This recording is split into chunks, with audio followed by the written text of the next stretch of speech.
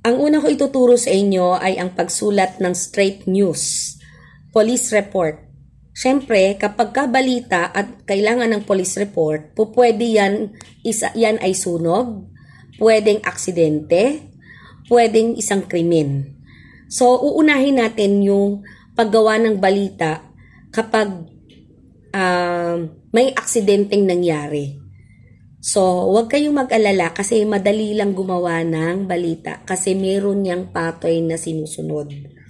Okay, ano yung sinusulat sa first paragraph?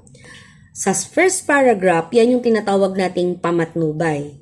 Sa pamatnubay, makikita na dyan yung pinakabuod, pinaka-importante na dapat mong malaman doon sa news. Siyempre, kapag ikaw magbabasa ka ng news, kailangan ikaw na mismong babasa, magkakaroon ka ng interes na basahin yun. So, ano yung content ng first paragraph? Sa straight news, laging nandyan yung sino, ano ang nangyari, saan, kailan. So, yun. Halimbawa, aksidente. Nilalagay doon, halimbawa, aksidente, saan nangyari? Kunyari, sa crossing ng Musod. So, sa crossing ng Musod, sinong na-aksidente? Kunyari, tricycle at saka bike. Tricycle, saka okay. So, nangyari, tapos, ng pwede na or na pero kapag ka jeep, driver o kaya pasahero, tapos kung tricycle yung kabanggaan, syempre driver, pwedeng ka niya yung awa niya. So, ayun. And then, nangyari. Halimbawa sa crossing ng Son. At saka, kailan nangyari? Pero kung makikita nyo yung dahilan, importante yung dahilan. Halimbawa, may tumawid na pusa.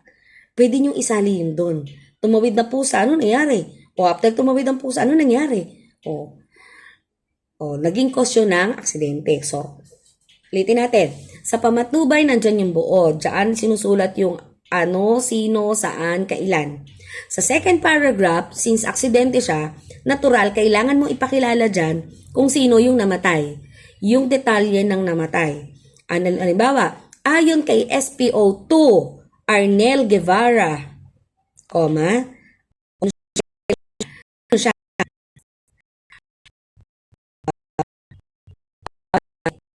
siya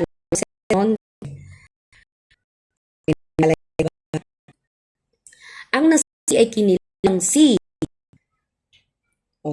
sino yung nasawi? Diba? Sino nagsabi? Sino yung nag-confirm na ito yung namatay? So, yung police. Hindi po pwedeng haka-haka lang yung pinanggalingan ng impormasyon na yun. Kailangan ng galing yan sa police. Do you understand? Okay. Sumunod ay sa third paragraph, kung may sugatan. Siyempre, namatay yung una sa pamatnubay. Second, pagkakakilanlan ng mga nasawi. Sa third, pagkakakilanlan naman ng sugatan. Or kung saan siya dinala. Halimbawa, kinilala din or malubhang na sugatan na ang mag-asawang sina ganito ay itinakbo sa pinakamalapit na ospital. Tutukuyin mo doon kung saan dinala yung sugatan. Buhay pa ba sila? Saan dinalang ospital? Ayun. Sumunod doon sa pang-apat na paragraph, ito yung mga detalye. Pwede yan ay reason, bakit sila na-aksidente. Maaaring ilagay nyo dyan ay ayon sa saksi, ayon sa tindera na nakasaksi ng buong pangyayari, ganito na yung nangyari, bakit nagkaroon ng banggaan. Tapos dun sa dulo, yung mga hindi nagaanong importante na mga detalye, na kapag ikaw itatype mo na yung balita sa newspaper mo, nagkulang ng space, pag tinanggal yung pinakadulo ng balita mo, walang bearing, okay lang, buo pa din yung balita mo. Kailangan kasi importante. Ulitin ko, basta accident, police report, dahil kailangan sa pamatnubay, nandyan yung pinakabuod, first paragraph, kailangan nahandyan yung detalye ng mga or pagkakakilanlan ng namatay.